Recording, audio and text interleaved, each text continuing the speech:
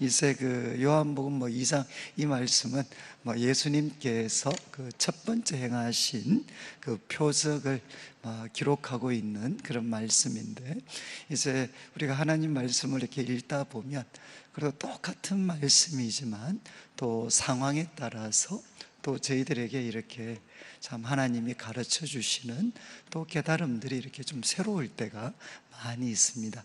그래서 오늘 제가 좀 그동안 생각했던 한두 가지 좀 말씀을 드리려고 하는데, 일단 본문을 한번 보시면 이제 그 1절 말씀에 사흘째 되던 날, 그래서 우리가 큰 무리 없이 받아들인다면 바로 이제 앞부분 1장 43절부터 51절까지 말씀에 예수님께서 이제 빌립을 부르셨고, 또 이제 또 빌립의 친구 나다나엘을 부르셔서 이제 예수님의 제자로 삼으셨습니다. 그래서 이제 예수님께서 그 나다나엘, 빌립과 나다나엘을 부르셔서 제자로 이제 삼으신 그때부터 이제 사흘째 되던 날 갈릴리 가나에 이제 혼례가 있었습니다. 이제 결혼식이 있었습니다. 결혼식. 그런데 그때 이제 예수의 어머니도 거기 계셨다. 그래서 예수님의 이제 어머님도 또 이렇게 그 결혼식에 참여를 하게 되었고, 그리고 2절을 보면 이제 예수와 그 제자들도 혼례에 청함을 받았다. 이렇게 이제 성경은 기록을 하고 있습니다. 그러니까 이제 결혼식이 있었고, 또 예수님의 모친 그리고 예수님과 제자들도 이제 청함을 이렇게 받았다 라고 성경은 이야기를 합니다. 그리고 예수님은 또 잔치에 참여를 하셨습니다. 참여를. 그래서 저는 이 말씀을 우리가 보면 이제 예수님께서는 잔치에, 물론 가까운 가족이나 친지셨겠죠. 예수님도 그 결혼식이 있으면 초청을 받으셨고, 또 초청 받으시면 또 그곳에 가셨습니다. 제가 이제 이 말씀을 드리는 것은 우리 그 그리스도인들이 가끔 이제 오해를 받기도 하는 그런 것들이 잘 초청을 안 해. 집안에서 대소사가 있으면 잘 초청도 잘 안 하고, 또 초청해도 잘 안 가고. 그런데 이제 예수님은 그러시지 않으셨습니다. 예수님은 이제 초청도 받으셨고, 또 초청을 했을 때 그곳에 이제 예수님은 가셨습니다. 그러니까 우리 성도님들께서 이제 우리가 또 같이 이렇게 가족 친지들 또 이웃들과 살 때 결혼식이 있으면 우리한테 최소한 초청할 수 있는 그런 우리들이 좀 돼야 되고, 또 이렇게 초청하면 우리가 형편이 좀 닿으면 또 그곳에 가야 되죠. 제가 이제 이런 말씀을 드리는 거는, 저는 우리 아버님 때는 저희 본가에 예수님을 믿는 분들이 많지를 않으셨습니다. 많지를 않으셨기 때문에 이렇게 별로 초청받아 본 기억이 많지 않아요. 이렇게. 그리고 또 대부분 또 결혼식이 주일날 또 있는 경우도 있기 때문에, 그러다 보니까 자꾸 이제 이 가족들과 멀어지게 되는 그런 이제 일들이 참 많이 있었습니다. 그런데 우리가 불가피한 그런 부분도 있지만, 또 우리가 좀 지혜를 잘 사용을 해서 또 우리가 참 그분들이 볼 때 완전히 딴 나라 사람들이다 라는 어떤 느낌, 이런 예수님은 별로 그러시진 않으셨던 것 같아요. 예수님은 이제 초청을 받으셨고, 또 초청 받으시면 또 그곳에 가셨습니다. 그리고 이제 3절 말씀에 보면 이제 예수님께서 혼인잔치에 계시는데 3절에 보면 포도주가 떨어졌습니다. 포도주가 떨어졌고, 그러니까 이제 예수의 어머니가 예수에게 이제 말씀을 하셨죠. 저들에게 포도주가 없다. 이렇게 이제 이야기를 하셨습니다. 그러니까 참 이제 이 말씀도 우리가 예수님 당시에 참 잔치를 우리가 하게 되면 그래도 이렇게 가장 사람들에게 기쁨을 북돋워 주는데 필요한 게 이제 이 포도주죠, 포도주. 그런데 이 포도주가 참 떨어지게 됐습니다. 그러면 얼마든지 우리가 좀 상상을 할 수 있을 것 같아요. 포도주가 이제 떨어졌다. 그러면 막 그 잔치집이 좀 어떻게 되겠습니까? 만약에 주인은 아마 하인들 보고 막 이렇게 좀 구중을 했을 수 있고, 또 이제 또 하인들도 만약에 구중을 듣는다 그러면 별로 기분이 안 좋을 수도 있고, 아니 주인이 알아서 시키지, 알아서 준비를 시키지, 자기가 안 해놓고 또 우리한테 뭐 책임을 씌운다, 이렇게 할 수도 있고. 그리고 이제 참 그 흥겨웠던 잔치가 갑자기 이제 참 이렇게 위험스러워집니다. 그러니까 이 포도주가 참 떨어졌다라는 것을 이제 거기 있는 그 소위 잔치 축하로 오신 분들이 알게 된다 그러면 참 이게 뭐 보통 결례가 아니죠. 보통 결례. 저희도 이렇게 그 결혼식을 뭐 저희들이 많이 가니까, 결혼식 가면 정말 그 준비하시는 우리 가족들은 하나하나의 모든 정성을 다 쏟아붓습니다. 그거는 옛날이나 지금이나 똑같습니다. 그런데 그게 만약에 포도주가 떨어졌다 그러면 이거는 뭐 엄청난 사실 결례고 또 수치가 됩니다. 그러면 뭐 사람들은 이제 서로에게 어쩌면 막 화살을 이렇게 막 뭐라고 할까, 이렇게 좀 날릴 수가 있죠. 서로를 향해서. 그런데 그럴 수 있는 상황에 이제 예수의 어머니가 이제 예수님한테 이런 말씀을 하셨습니다. 저들에게 포도주가 없다, 포도주가. 그런데 재밌는 것은 이제 왜 예수님의 모친이 예수님께 이런 이야기를 하셨을까?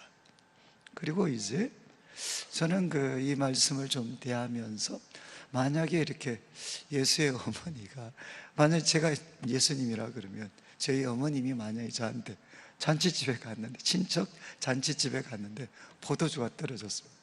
그러면 저한테 만약에 어머니 오셔서 야, 이제 포도주가 떨어졌다, 그러면 제가 뭐라고 표현을 하겠습니까? 아니 그 뭐 우리가 신경 쓸 일입니까? 지금 포도주 떨어지면 이 집이 신경 쓸 일이지. 아니 뭐 우리가 참 이렇게 소위 음료수를 갑자기 준비해 올 수 있는 사람도 아니고. 그런데 참 이 예수의 모친, 예수의 어머니가 예수님께 이 사정을 이렇게 이야기를 합니다. 포도주가 없다. 저는 이제 이 1절부터 3절까지 이렇게 말씀을 제가 참 읽으면서 참 이렇게 약간은 비약적인 해석일 수도 있는데, 제가 이제 담임 목사로서 저희 교회를 이렇게 좀 섬기면서 항상 그 마음에 이제 부담이 있는 게 있습니다. 그게 뭔가 하면 저희 교회에 이제 또 이렇게 새로 오신 분들이나 또 이렇게 많은 분들이 이렇게 모이십니다. 많은 분들이 모이시는데, 그래서 참 주일마다 참 이렇게 많은 성도님들이 모이시고 또 뭔가 기대하는 간절한 마음을 갖고 참 저희 교회에 이렇게 오시는데, 근데 제 마음에 있는 항상 좀 두려움일 수도 있고, 참 이 무거운 짐이 뭔가 하면, 과연 이제 우리한테는 포도주가 넉넉한가? 참 이렇게 많은 분들이 하나님 은혜에 대해서 또 말씀에 대해서 이렇게 갈급해서 참 이렇게 모이시는데, 그래서 우리 교회가 주일날 만약에 예배를 드린다면 말 그대로 참 잔치집인데, 과연 우리들에게 이 포도주가 참 넉넉한가? 혹시라도 참 이렇게 우리 성도님들 아니면 우리 모두에게 이렇게 참 모였는데, 제가 주일날 제가 건강에도 한번 언제 한번 부활절 주일에도 그 근처에 제가 2번 다른 교회에 제가 설교를 하기 위해서 이제 산부 예배를 드리고 제가 이렇게 갔습니다. 차를 타고 이제 그쪽 설교하는 교회로 옮겼는데, 저희 교회 차량이 지금 이제 우리 교회라면 이 삼거리 있지 않습니까? 삼거리요. 건복주 삼거리라고 하나요? 그까지 이렇게 교회 차들이 다 가 있습니다. 그리고 또 밑으로 하면 저 경의 제강인가요? 7강인가요? 저 밑에 길까지 다 가 있고. 제가 봐도 주일날마다 이렇게 차를 주일 교회 한번 오실 때 웬만한 성도님들은 정말 보통 힘들게 오시는 게 아닐까. 힘들게. 그리고 조금만 늦으면 뭐 차 이렇게 그 주차하는 거나 모든 게 정말 너무 어렵습니다.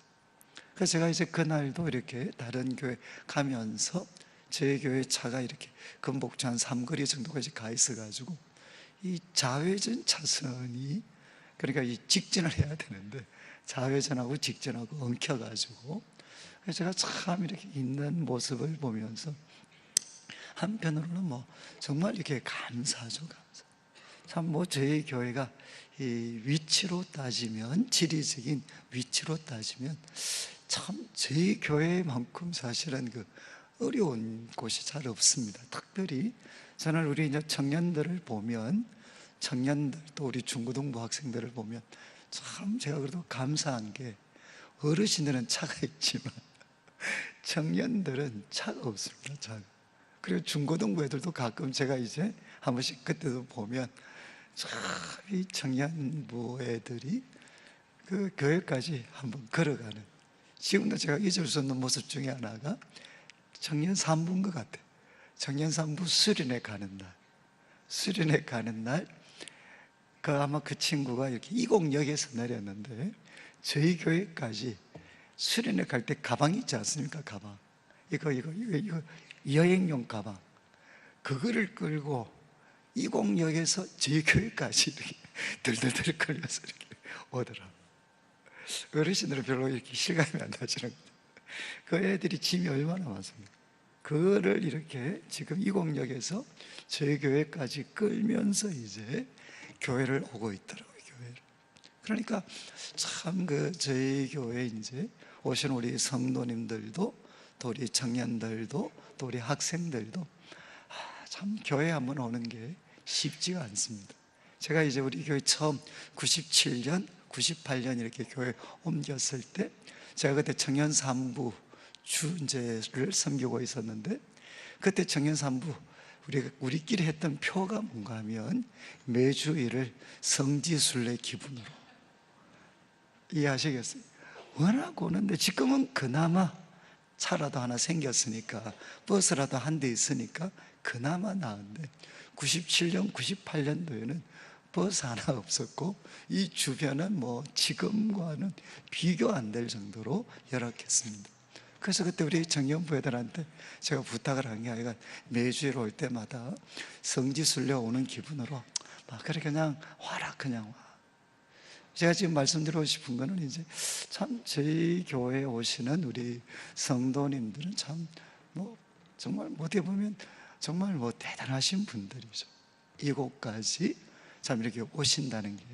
그런데 이제 저한테는 항상 부담이 되는 게, 야, 이렇게 오시는 분들, 그래도 뭔가 이곳에 와서 하나님이 베푸시는 잔치를, 그 잔치의 풍성함을 참 누리고 경험하기 위해서 어쩌면 오시는데, 야, 과연 우리가 이분들한테 줄 수 있는, 정말 이 잔치를, 참 잔치를 그분들이 누리게 할 수 있는 그런 포도주가 우리들한테는 떨어져 있지 않는가 라는 어떤 그런 좀 마음들이 언제나 제 속에는 있습니다. 근데 이것은 뭐 어떤 저뿐만 아니라 우리 성도님들도, 어쩌면 우리 가정도 정말 잔치가 되면 좋잖아요, 잔치가. 그런데 분명히 잔치가 돼야 되는데 거기에는 때로는 돈이 모자랄 수도 있고, 그리고 또 우리가 정말 잔치가 돼야 되는데 때로는 내 속에 참 사람들을 품을 수 있는 사랑이 없을 수도 있고, 때로는 지혜가 없을 수도 있고, 그래서 우리 모두는 정말 잔치를 경험하고 싶은데 예수님께서 참석하셨던 이 소위 혼인집처럼 포도주가 없는, 포도주가 모자라는 이런 상태에 참 우리가 빠질 수가 있습니다. 그런데 이제 저는 이 말씀을 보면서 예수님께서 처음 어떻게 보면 공생애를 시작하시고 가셨던 곳이 참 결혼식, 그런데 그곳에 잔치가, 그곳에 이제 포도주가 떨어져서 그 잔치가 망쳐질 수밖에 없는 곳에 예수님이 계셨습니다. 저는 이것이 우리가 살고 있는 우리들의 모습과 참 비슷하다. 그런데 이때 이제 예수님의 모친 마리아가 이제 예수님께 말씀을 했죠. 우리가 포도주가 없다. 저들에게 포도주가 없다. 이렇게 이야기를 하니까 이제 4절에 예수께서 이렇게 말씀을 하셨습니다. 여자여, 나와 무슨 상관이 있습니까? 내 때가 아직 이르지 아니했습니다. 그래서 이제 여자여, 나와 무슨 상관이 있습니까? 그러니까 이게 참 우리 한국 분들이 읽기에는 좀 부담스럽죠. 만약에 참 우리 어머님이 저한테 이제 이 집에 포도주가 없다. 근데 제가 우리 어머니 뭐 여자여, 나와 무슨 상관이 있습니까? 만약에 그랬다 그러면 저희 어머님께서 야, 네가 내하고 맞먹으려고 그러냐 지금. 아마 이제 얼마든지 그렇게 하실 수 있을 겁니다. 근데 여기에 뭐 여자라는 게 우리가 지금 느끼는 것처럼 뭐 낮춘다거나 그건 아닌 것 같습니다. 그래도 일정 부분 분명히 그 어머님을 어머님으로 예우하는 아마 그런 표현이었던 것 같아요. 그럼 여자여, 나와 무슨 상관이 있습니까? 내 때가 아직 이르지 않았습니다. 여러분, 이걸 통해서 예수님께서 이제 모친 마리아에게 좀 이렇게 좀 표현하고 싶었던 게 뭐였겠습니까? 여러분, 여기 누가복음을 여러분들이 보시면 예수님께서 어린 시절을 이렇게 기술할 때 이렇게 표현했죠. 예수님께서는 나사렛에 돌아가서 그 부모들의 말에 순종하셨습니다. 그러니까 예수님께서 최소한 그 어떤 어린 시절, 청소년기까지 예수님의 삶을, 가족과의 관계에서 삶을 표현하는 가장 특징적인 표현은 뭔가 하면 부모들의 명에 순종하는 것이에요. 순종. 그래서 우리 예수님은 하나님의 아들이셨고 그분이 하나님이셨지만 육신의 부모님들에게 순종을 했습니다. 그런데 그 순종하셨던 예수님께서 지금 이제 공적인 생애를 시작하시고 나서 이제 자기에게 포도주가 없다라고 이야기하는 그 어머님에게 뭐라고 말씀했는가 하면 여자여, 나와 무슨 상관이 있습니까? 아직 내 때가 이르지 아니했습니다. 여러분, 이게 무슨 뜻이죠? 예수님께서 지금 모친에게 하시는 말씀이 뭡니까? 이제 더 이상 나는 이제 어머님의 때에 움직이는 사람이 아니라는 겁니다. 이제 예수님은 누구의 때에 맞추어서 한 걸음 한 걸음 살아가셔야 되죠? 그것은 하나님께서 예수님에게 정해주신 때, 결국 그때는 십자가의 죽으심으로 이제 딱 모아지게 되는데, 하나님께서 우리 예수님에게 정하신 그 때에 맞게 이제 예수님은 살아가야 되지, 어머님이 생각하실 때 내가 해야 될 거일 때, 어머님 입장에서 내 때가 아니라 이제 하나님의 입장에서 하나님이 정하신 그 때에 맞게 살아가야 된다는 것입니다. 그러니까 예수님께서는 이제 어머님에게 말씀을 하셨죠. 어머님, 저는 이제 어머님의 때에 맞추어서 사는 사람이 아닙니다. 저는 하나님이 정하신 때에 맞추어서 살아가야 될 사람입니다. 이렇게 예수님께서 이제 어머님에게 표현을 하셨습니다. 근데 저는 참 이 말씀을 제가 이렇게 대할 때마다 이는 참 예수님의 모친 마리아뿐만 아니라 이제 우리들한테도 주는 도전이 참 많이 있습니다. 여러분, 이제 많은 경우 우리의 기도는 어디에 초점 맞추어져 있습니까?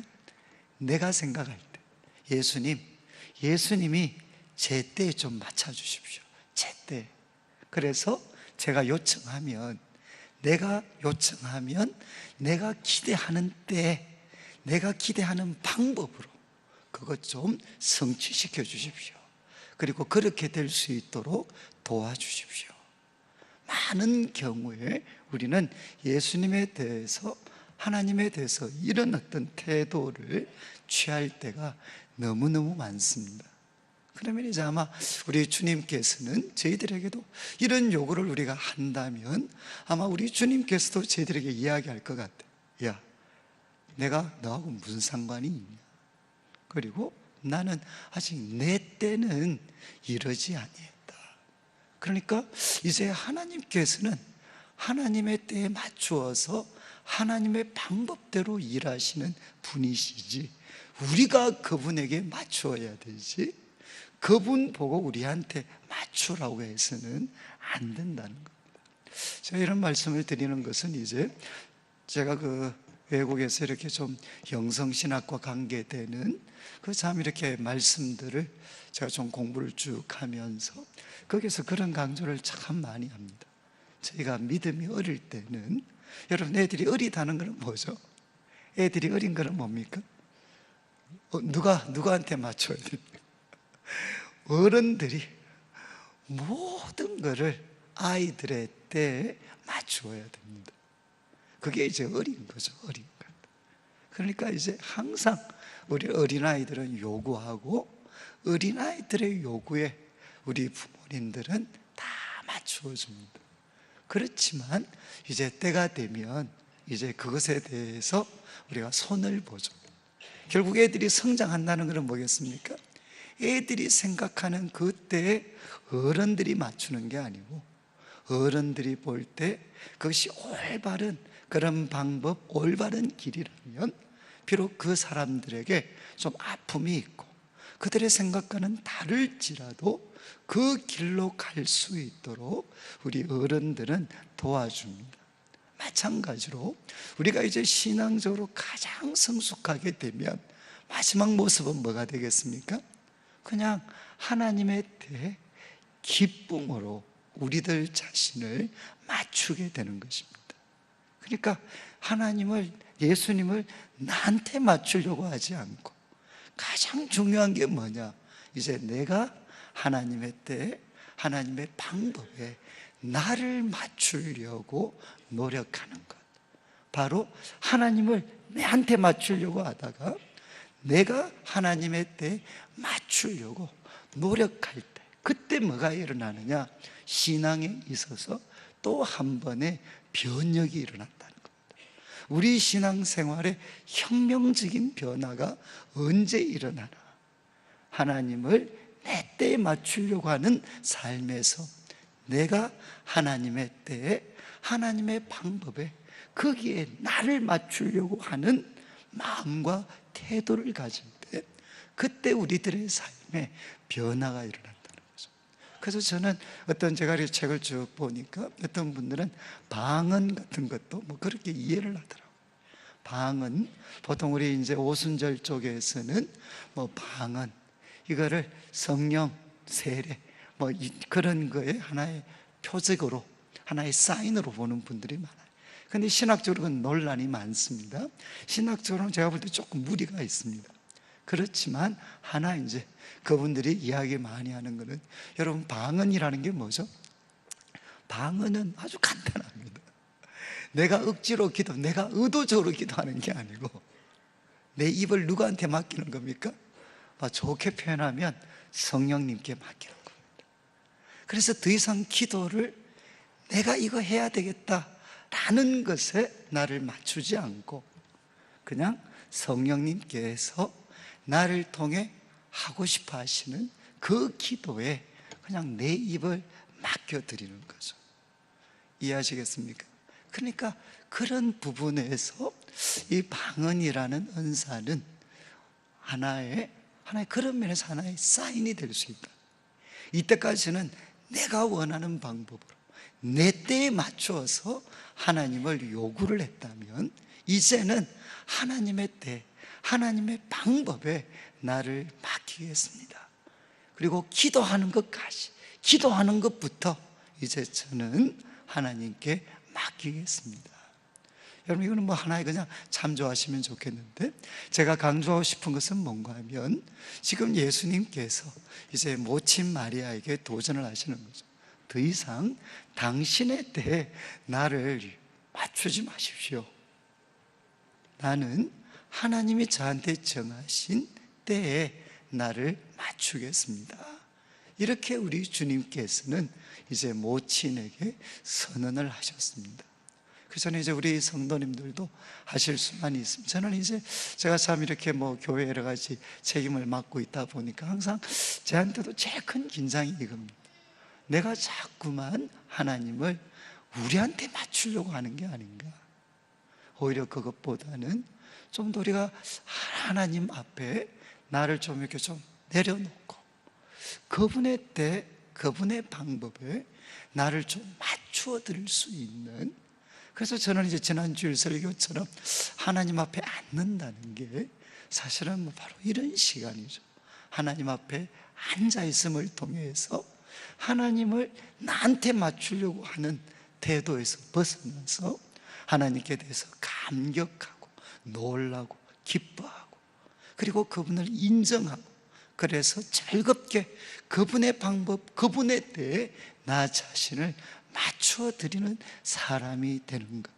그래서 예수님께서 이렇게 말씀을 하시니까 이제 4절, 5절 말씀에 보면 그의 어머니, 이제 그 어머니가 이 예수님의 말씀을 알아차리셨어요.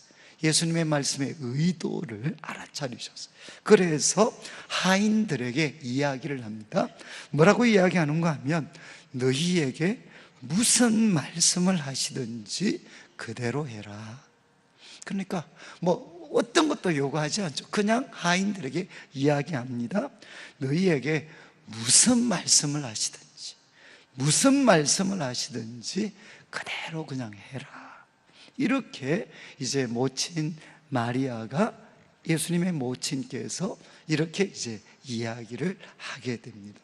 저는 이제 이것이 어떻게 보면 우리들이 하나님 앞에 가져야 되는 자세가 되겠죠. 하나님, 정말 주님께서 무슨 말씀을 하시든지 하나님, 제가 하나님을 신뢰하기 때문에 또 하나님을 사랑하기 때문에 그리고 하나님이 하나님이신 줄을 제가 알고 믿기 때문에 하나님, 제가 그대로 하겠습니다. 그래서 우리 구약 성경에서 가장 유명한 기도 중에 하나가 이런 거잖아요. 주여 말씀하옵소서, 종이 듣겠습니다. 바로 이 내용이죠. 무슨 말씀을 하시든지 제가 그대로 하겠습니다. 주여 말씀하십시오. 종이 그대로 듣겠습니다. 지금 이제 예수님의 모친 마리아가 이렇게 이야기를 했을 때 6절 말씀 보시면 거기에 유대인의 정결 예식을 따라서 두세 통 드는 돌 항아리 6이 놓여 있었습니다. 그럼 상상해 보시면 되겠어요. 그때는 참 이렇게 여기는 그 아주 무더운 그런 사막 지역이었고, 그리고 또 지금과는 위생도 비교할 수 없고, 그리고 그들은 정결 예법을 통해서 밖에 이렇게 자신을 세상으로부터 좀 오염시켰다라고 생각하면 항상 손을 씻었습니다. 그런데 잔치였으니까 우리로 말하면 이제 항아리, 큰 항아리 6개에 물이 가득 채워져 있었겠죠. 왜냐하면 그 잔치에 오고 가는 사람들이 자기를 깨끗하게 하려고 손을 씻어야 되니까 이제 두세 통 드는 그 항아리, 돌 항아리 6이 놓여 있었습니다. 그래서 이제 7절 말씀에 예수님께서 그들에게 이제 말씀을 하시죠. 항아리에 물을 채우라. 항아리에 이제 물을 채우라. 이렇게 명령을 하니까 이제 하인들이 아귀까지, 정말 소위 이빠이 그냥 채웠어요. 아귀까지 채웠습니다. 그리고 예수님께서 또 말씀을 하셨어요. 이제는 떠서 연회장에게 갖다 주라. 이제는 떠서 연회장에게 갖다 주라. 이렇게 하니까 이제 하인들이 이제 예수님 말씀하신 대로 그 물을 떠서 그 연회장에게 갖다 주게 됩니다.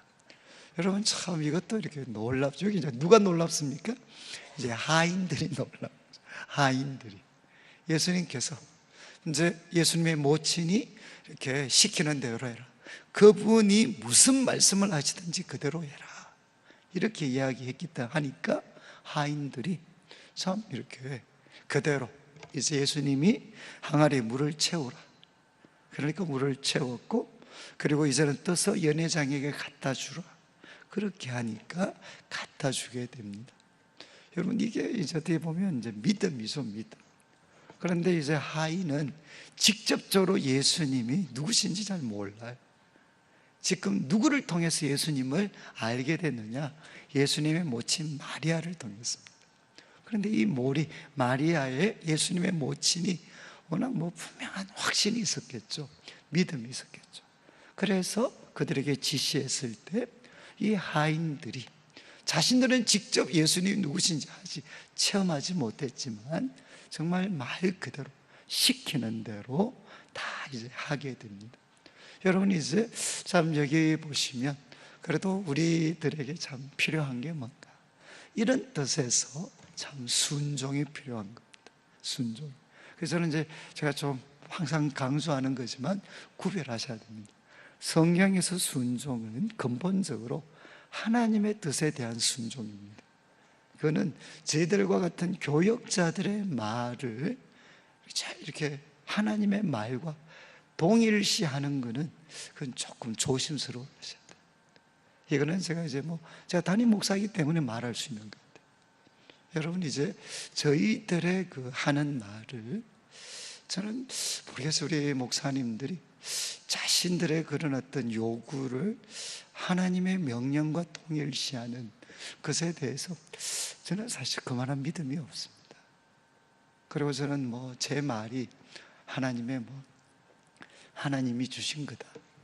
저는 성경을 해석을 할 때는 저는 이건 하나님의 말씀입니다, 이렇게 표현할 수 있겠지만, 사적인 여러 가지 요구나 제안을 하나님의 것이다 라고 표현하는 그거는 좀 조심스러운 것 같아요. 지금 제가 드린 말이 신학적으로도 별로 틀린 게 아닙니다.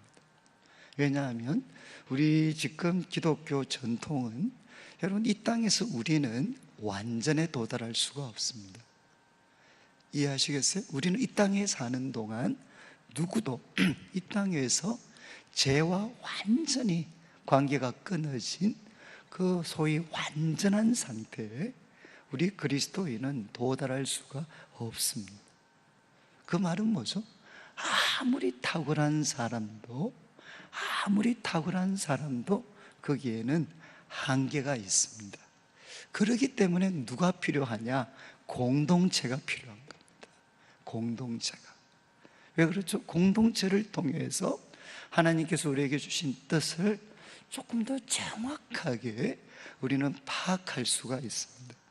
여러분, 한 사람에게 하나님께서 정말 하나님의 뜻을 몽땅 아는 것처럼 그렇게 하시지 않으셨어요. 제가 왜 말씀드리느냐? 우리가 이 부분에 대해서 자꾸 이렇게 좀 혼란이 생기면 너무 이단들이 많잖아요. 이단들이 왜 그렇게 됐죠? 바로 자기들의 말을, 교주들의 말을 하나님의 말이라고 생각을 해요.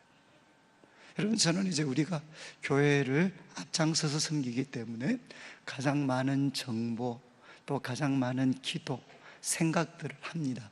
그런 면에서 충분히 저희들의 말이 권위가 있습니다. 그러니까 우리 성도님들은 매일매일 이렇게 삶의 현장에서 치열하게 사시기 때문에 그런 분들에 비해서 저희들은 이것 자체가 본업이니까 여기에 모든 관심을 쏟기 때문에 저희들이 그런 면에서 가질 수 있는 권위가 있습니다. 그건 무시하라는 게 아닙니다. 그건 분명히 존중하셔야 되고, 또 저희들이 한 번씩 제안이나 부탁을 하는 것은 충분히 참조할 수 있는, 또 하나님께서 우리한테 주는 요청일 수 있습니다. 그런데 거기에는 분별이 필요합니다. 분별이. 제가 분명히 말씀드릴 수 있어요. 여러분들이 제가 왜 401이나 모든 성경 공부할 때마다 제가 왜 이렇게 소위 경건의 시간 같은 걸 제가 왜 강조하느냐? 여러분, 하나님 말씀을 통해서 하나님과 교제하는 그 시간을 통해서 때로 저희들이 하는 요구를 할지라도 그것이 하나님 앞에 바른 건지 아닌지를 잘 판단하셔야 돼요. 그리고 그것을 지금 해야 되는지 조금 있다가 해야 되는지, 그거 다 다릅니다.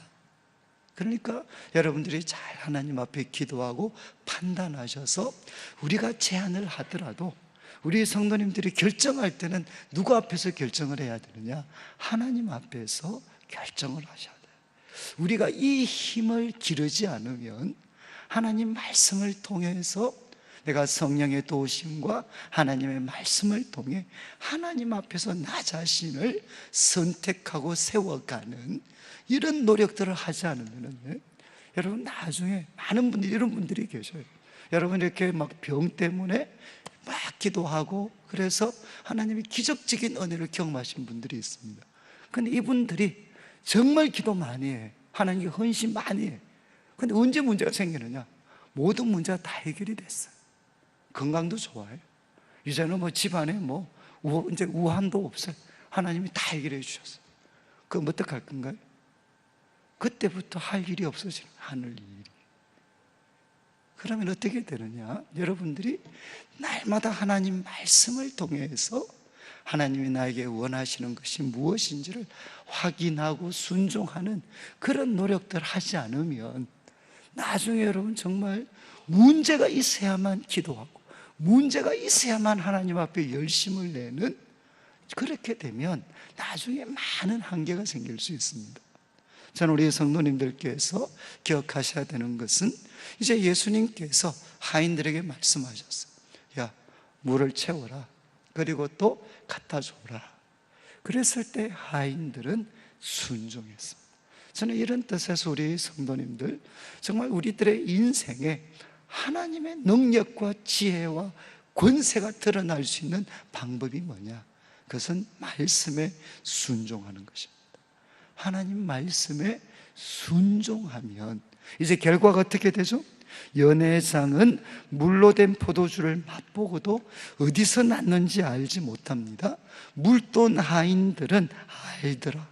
연회장이 신랑을 불러서 이야기합니다. 사람마다 먼저 좋은 포도주를 내고 취한 후에 낮은 것을 내거늘 그대는 지금까지 좋은 포도주를 두었도다 하니라. 결국 먹어보니까 어떻다는 겁니까?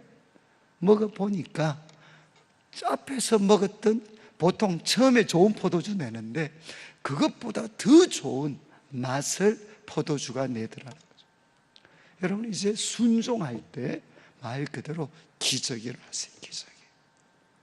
저는 이제 우리 성도님들 참 앞에서 제가 그렇게 말씀을 드렸습니다.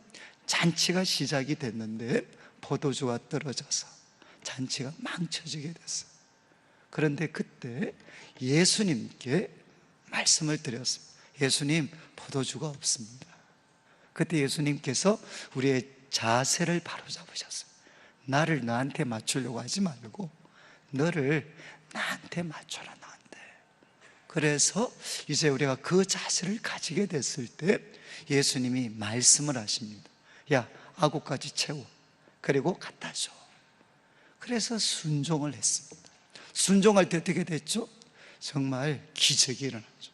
물이 정말 더 좋은 포도주로 바뀌는 기적을 그들이 경험하게 됩니다.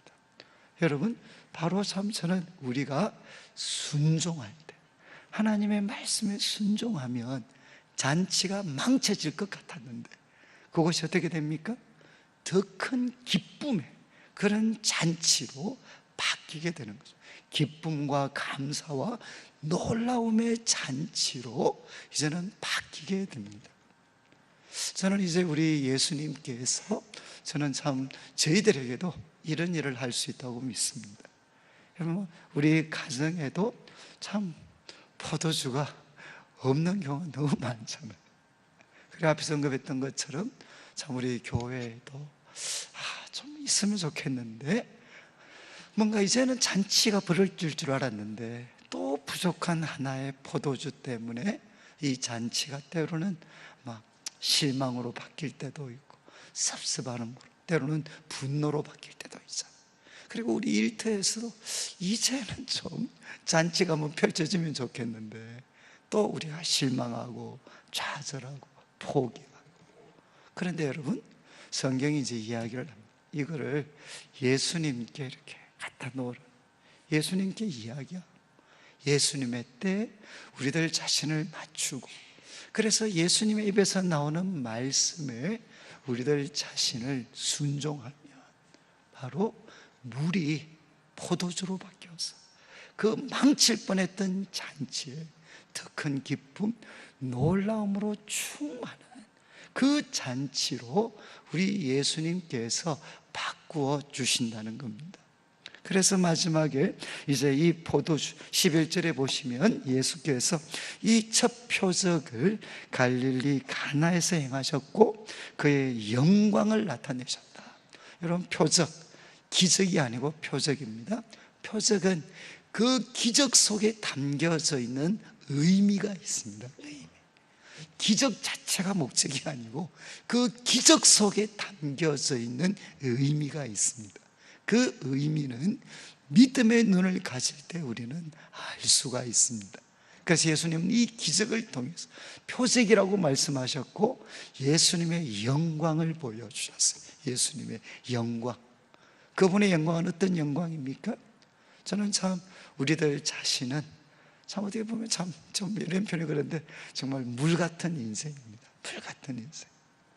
참 이렇게 정말 가득 차 있는데 이 잔치를 이렇게 기쁘게 해주기에는 참 한계가 있는 참 그런 물 같은 인생이죠. 그러나 우리 예수님은 누구십니까? 이런 물 같은 인생, 주님께서 우리가 주님을 믿고 주님께 나아가고 그분이 말씀하시면 이 물 같은 인생을 포도주와 같은 인생으로 바꾸어 주셔서 정말 나 때문에 주의 모든 사람들이 하늘의 잔치를 부릴 수 있는 바로 그런 존재로 우리 예수님은 바꾸어 주시는 거죠. 여러분, 바로 이것이 예수님을 믿을 때 일어나는 일입니다.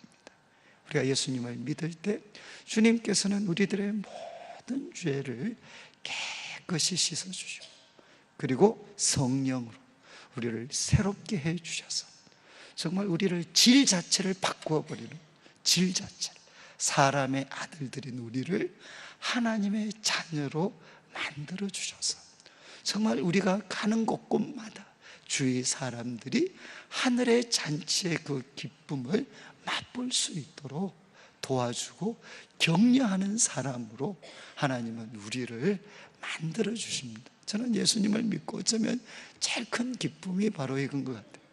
주님은 바로 물 같은 우리들, 가도 누구에게도 어떻게 보면 기쁨 이런 거 줄 수 없었던 물 같은 인생이었던 우리가 이제는 예수님 통해서 포도주와 같은 인생으로 바뀌어서 이제는 가는 곳곳마다 하늘의 기쁨을 전해주고 잔치가 망쳐질 뻔한 그곳에 정말 샘솟는 기쁨, 놀라운 기쁨을 그곳에 가져다 주고, 그래서 우리가 가는 곳곳마다 우리가 참 특별 새벽기도 했던 것처럼 하나님의 나라가 세워져서 사람들로 하여금 웃게 만들고 기쁘게 해주고 감격하게 해주고 놀라게 해주고 꿈꾸게 해주고 기뻐하게 만들어주고 새로운 꿈을 꾸게 해주고 그런 역사들을 우리 예수님은 만들어 가실 수가 있습니다.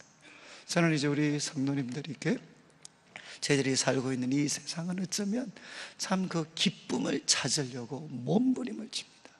기쁨을 찾으려고. 그래서 정말 이제 요즘같이 좀 날씨가 좋으면 막 미친 듯이 밖으로 나가요. 그리고 또 모든 것들에 정말 한번 기쁘게 한번 살아보려고, 정말 한번 기쁘게 한번 살아보려고. 그런데 누구도 부인할 수 없는 것은 그 기쁨이 순간이 너무 짧아요. 그리고 정말 이거 하면 기쁠 것 같았는데 그 다음에 돌아오는 그 섭섭함이 있습니다. 섭섭함이 있고 이거는 아닌데 이거. 여러분, 바로 성경은 이야기를 합니다. 그 잔치가 망쳐질 뻔하는 이것이 바로 우리들의 삶의 모습인데 이것은 누가 해결해 주실 수 있느냐? 우리 예수님께서 해결해 주실 수가 있습니다. 저는 우리 여기 계시는 분들이 대부분 이제 순장님들도 많으시고 우리 교회를 앞장서서 섬기시는 분들이 참 많은데 여전히 우리가 고백할 것은 뭔가 하면 우리 힘으로 사람들을 기쁘게 할 수 없습니다.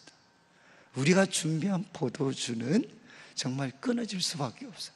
그래서 제가 가끔 그런 이야기 있죠. 우리 성도님들이 정말 고마운 분들이 누군가 하면, 특히 우리 청년들 같으면 제 설교를 지금 15년째 듣고 있는, 그러니까 제가 여기 95년도 왔으니까 그때부터 우리 청년들 정말 이렇게 수도 없이 많은 제 설교를 들어주셨는데 아직도 고개를 끄덕끄덕 해주는 거 보면 정말 감사하죠.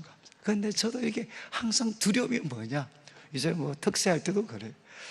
앞으로 내가 몇 개를 달 수 있을까, 몇 개.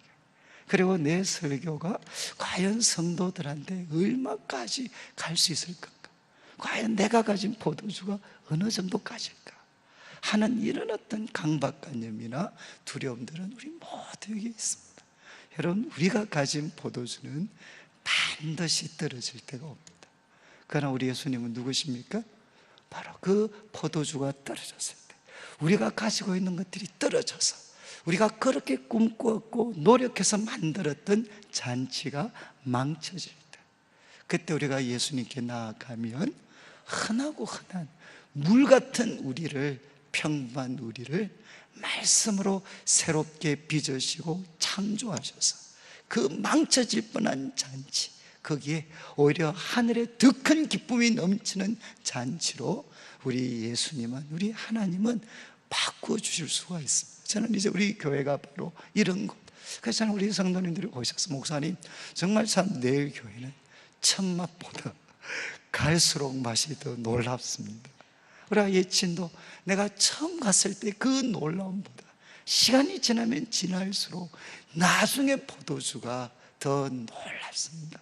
저는 이것은 뭐 한 사람의 노력으로 되는 게 아니라 우리 모두가 다 우리들을 물에서 포도주로 바꿀 수 있는 그 예수님을 의지하고 예수님께 순종하셔서 우리들 자신도 처음보다 나중에 더 멋있는 그런 삶이 되고, 또 우리 예치 모임, 또 우리 교회 공동체, 우리 모든 섬김도 처음보다도 나중에 더 귀하고 놀라운, 그래서 우리 교회를 통해서 물로 포도주를 바꾸실 수 있는, 망쳐진 잔치를 하늘의 잔치로 회복시킬 수 있는 유일한 바로 하나님, 우리 예수님의 영광을 나타낼 수 있는 귀한 교회로, 성도로 세워져 가기를 주님의 이름으로 축복합니다.